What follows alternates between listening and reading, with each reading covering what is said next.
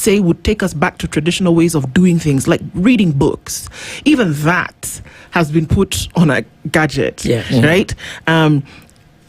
My kids would say that, this woman, I make sure that everybody gets 2 books a month. You're going to read the book. You're going to crinkle the pages and you're going to read from end to end. Because I realized that writing was poor and that one of the best ways to learn how to write well is to read. And I am not going to put it on a gadget. You will read the book. You will turn the pages from beginning to end, and then we'll have a discussion about what was there. But do we look at management of traditional things as a way to get over this, like putting the gadget down and going to ride your bicycle, going to take a walk with somebody? Joe and I can go take a walk later on and have a discussion face to face kind of thing. Is that what kind of treatment?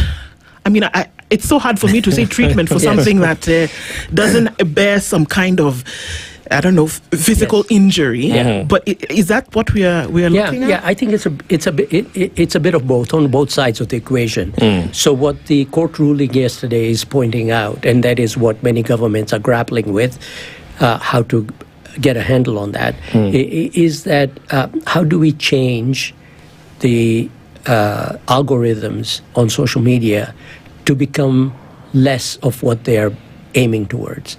They're aiming towards your brain circuits. They understand what circuits get activated and hold you there. They're saying, instead of manipulating that, you need to back off. And, social media can be very useful. Absolutely. Right? And so how do we don't want to throw away the baby with the bathwater. So let's figure out, and the firms, the social media firms, need to take some responsibility.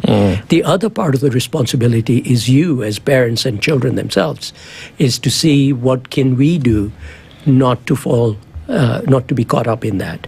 So it's a tension between the two. So what the ruling yesterday happened is pointing to the fact that the social media have to take some responsibility. They cannot manipulate the brain circuits the way they are with specific algorithms that keep you engaged. And then on the other side, the social responsibility is also to teachers, to students, to parents, and the individuals themselves as to how do we manage the amount of time that we spend on social media. Now, in terms of brain development, yes, as we expect our children to hit some specific milestones as they advance in age. And as you said, up to until maybe 2025, that's when the brain is fully developed. When there is this distortion at an early age, because a lot of parents will use the gadget as a soothing gadget, the kid is crying, give them a screen, put on Miss Rachel or any other cartoon, you need to do some house chores. So sometimes it comes in handy. But then, as you say, rightly put it, there is significant disturbance on how that brain developed, because this kid may just be, they even know how to request you to switch on the TV with the remote before they can speak, right? So, and we see that as, they're very smart. They know what they want. Yeah. But the downside, what you're saying is that this kid could be learning other things, maybe the motor skills, social skills. And they say that kids never get bored. You leave them alone for 15 minutes. They'll devise a game. They'll figure out something. Yes. So what are we taking away from especially that young lot that is developing when we make sure that we are outsourcing parenting or friendship from the gadgets, from the screens? What are we taking away? So what you're taking away is the experiential learning and the way the brain develops. There is the big area of the brain called the frontal cortex that is at the very front where your forehead is. And that is a part, that actually is very important for attention and for executive functioning. And essentially, that is the area of the brain that develops the last. And, very often this frontal cortex actually controls the or modulates the emotional parts of the brain, right? So emotionally, you might want to do something, and when you look back to your younger days, you'll realize that you did things that now as an adult you would not do because you have a matured system that is actually controlling your emotions and impulses.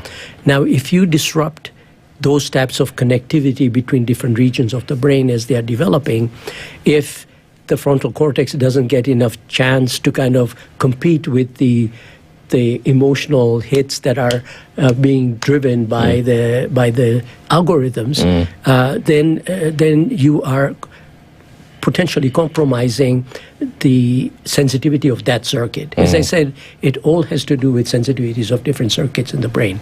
So if that circuit from the frontal cortex to the emotional part of the brain is not developing properly, then you will have the consequences of that.